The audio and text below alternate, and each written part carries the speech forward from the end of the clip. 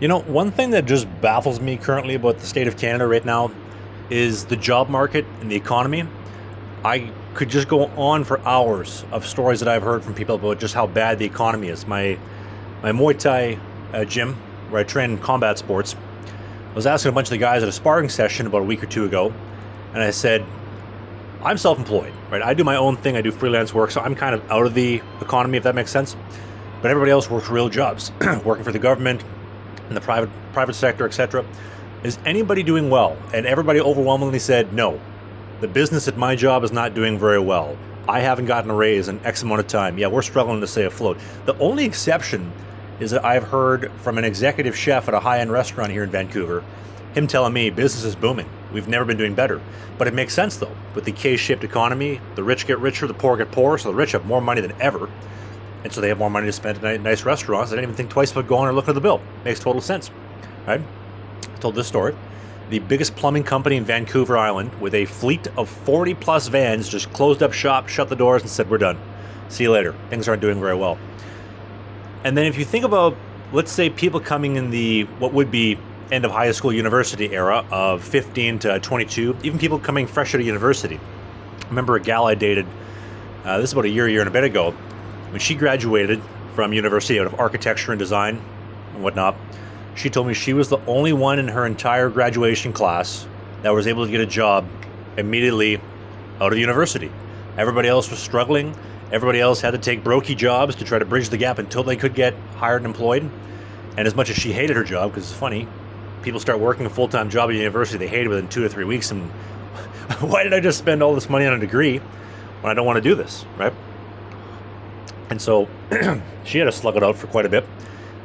Her and I aren't together anymore, but I don't know. Maybe she still hates her job. Who knows?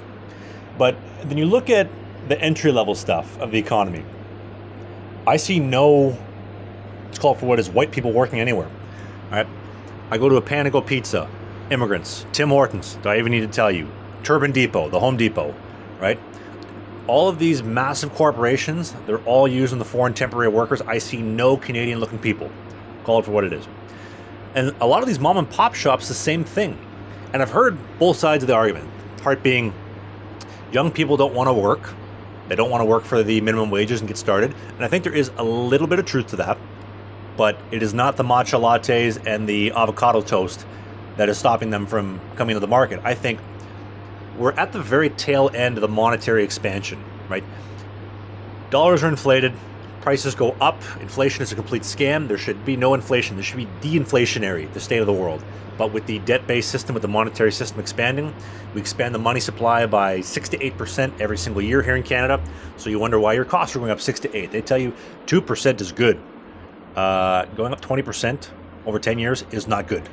That's not good at all. So that's one component of it. And if you think about it, when you're coming out of high school, you're 15, 17, 20, whatnot, you have an expectation of what life is supposed to be and what you're supposed to get. And so if I cannot get a job at university, out of university, because there's so many degrees out there that the piece of paper is pretty much worthless. It used to be worth something, but nobody else had one. Now everybody and their dog has a university degree, so you can't find a job. So you have to work an entry-level position when the minimum wage is peanuts, doesn't get you anything. Why would you go and do that? Why would you go and work and fall behind, right? If you're working full-time at Tim Hortons, Sing Hortons, the Taj Mahal Hortons, whatever entry-level job, minimum wage, full-time, it is not enough to survive. It is simply not enough to survive.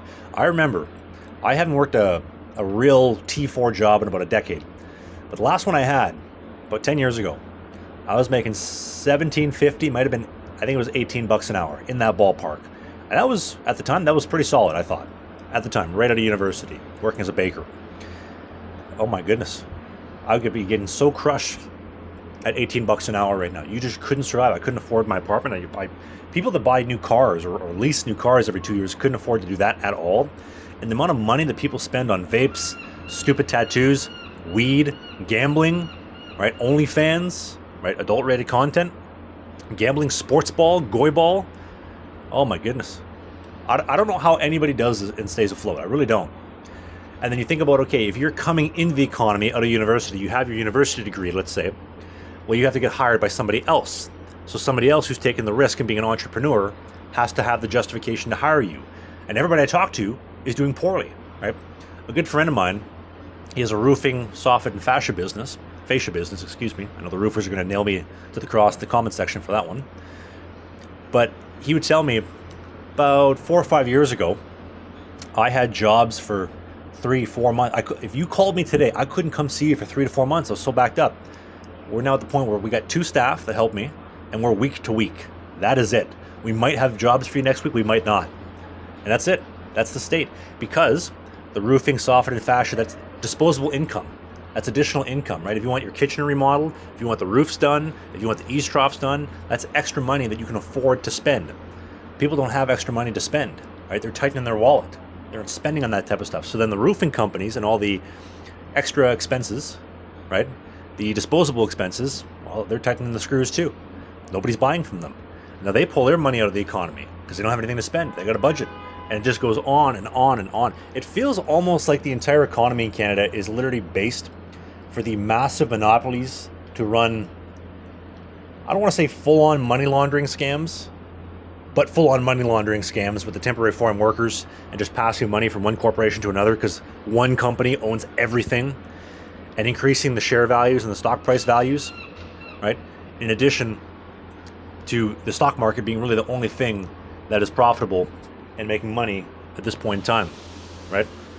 That's what it feels like. Does anybody agree or disagree with me? Does that feel like making money with money in the stock market is the only thing that actually works?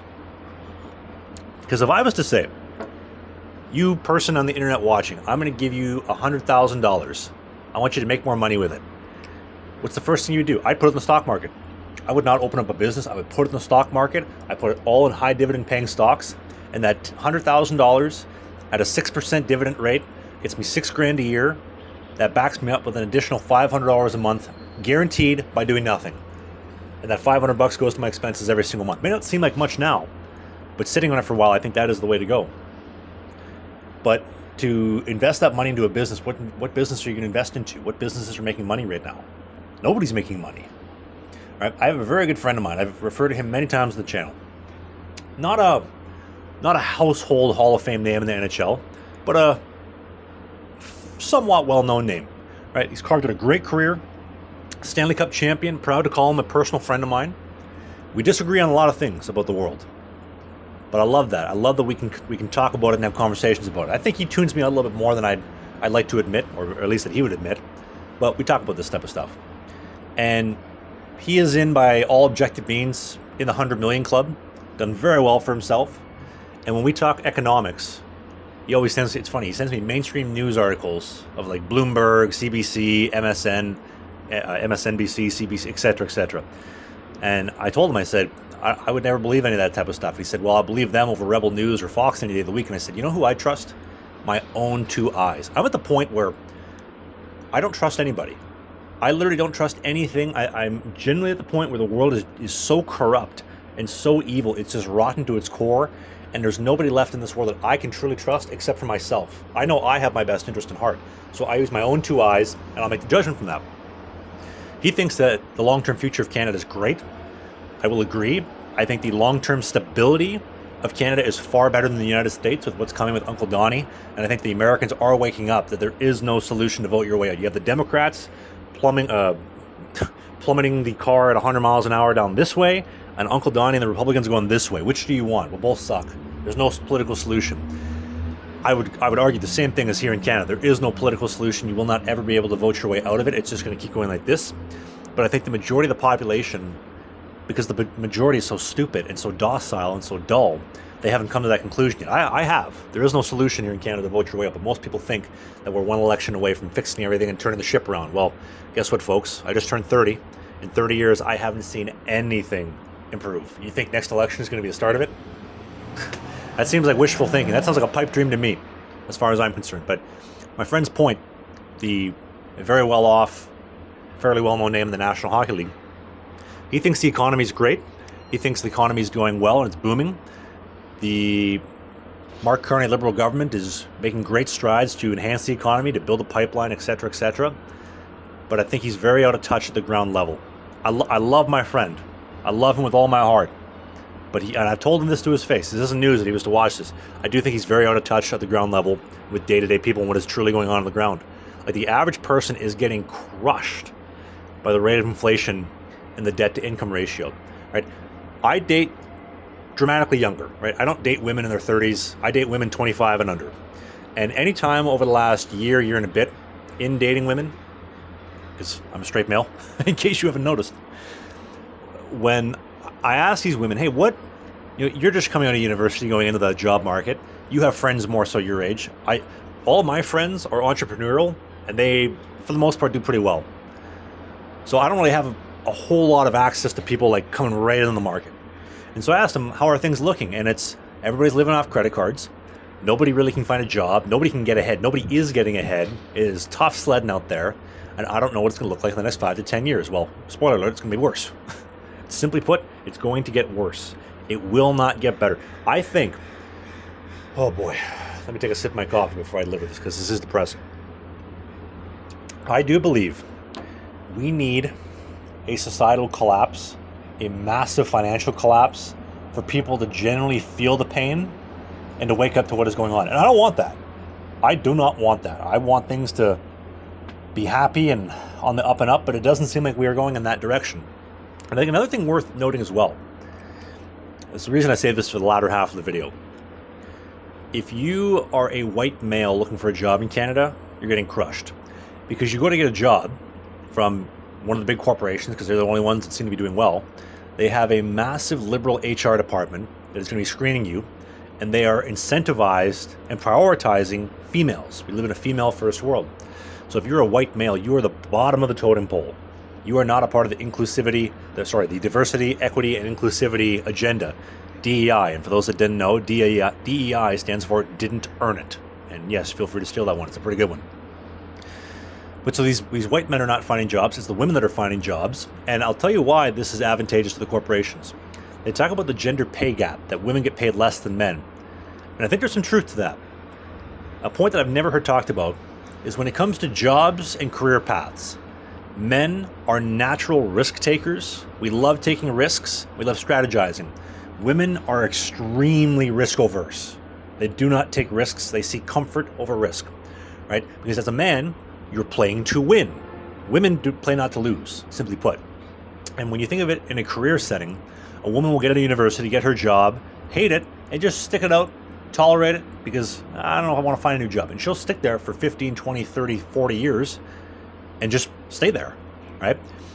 And stats do show through Stats Canada, right? I'm not just pulling these out of my rear end. The people that are getting raises and getting promoted are not doing it internally through climbing the corporate ladder in their own corporation. They're doing it from jumping from ladder to ladder to ladder. I'm working here, you don't want to pay me more, I'll go somewhere else. They don't know my skill set, they're looking for me, right? Go where you're treated best.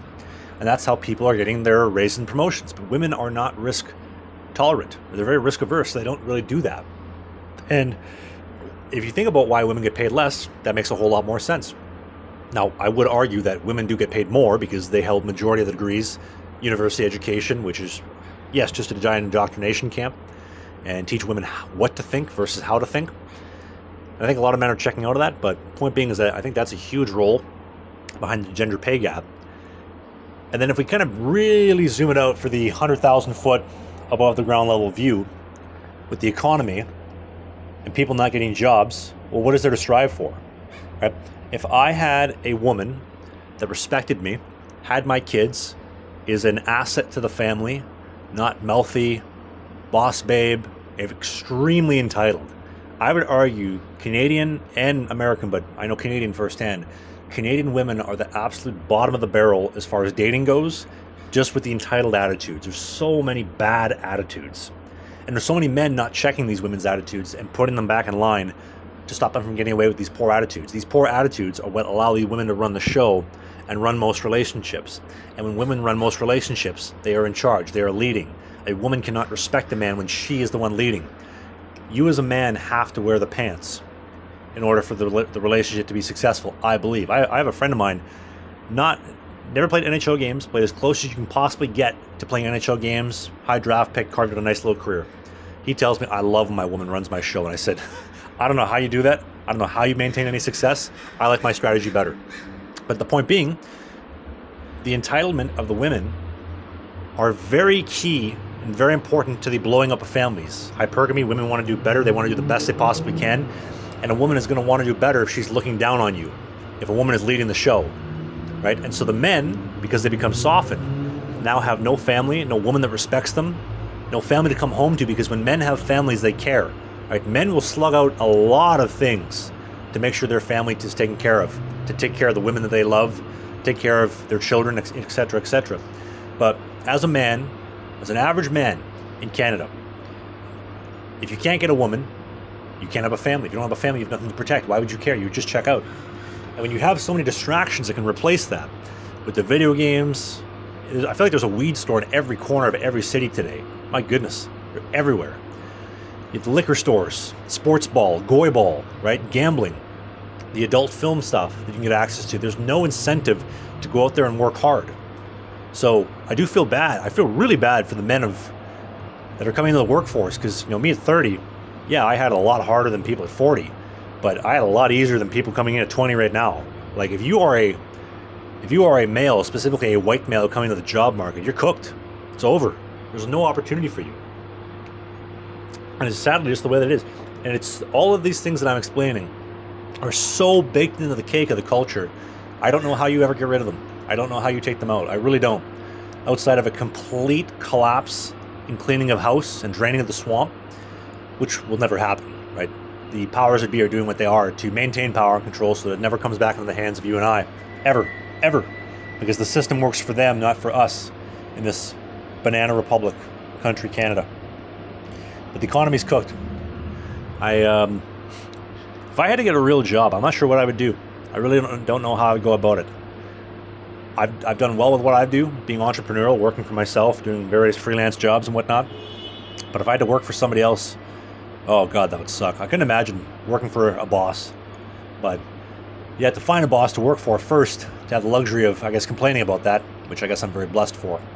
But I'm very curious to know. First off, become a channel member at 99 cents. You get access to all my videos scheduled to go live if you like what I had to say. But from your experience in Canada, what is the job market looking like? If you are employed, if you are a wagee, you are a wage earner, you have a salary, what does that look like? Is it hard? Is it good? Tell me, please.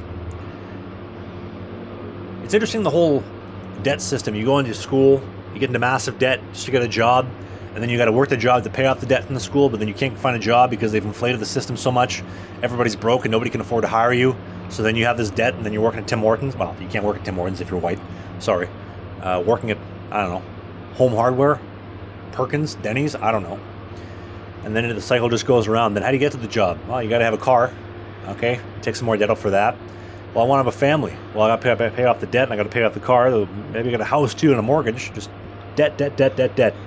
Oh, can't afford it? Here's a credit card at 22%. Comment section, people. Let me know, what did I hit on the head? What did I miss? As always, thank you so much for watching. Hit the subscribe button, and I will see you in the next video.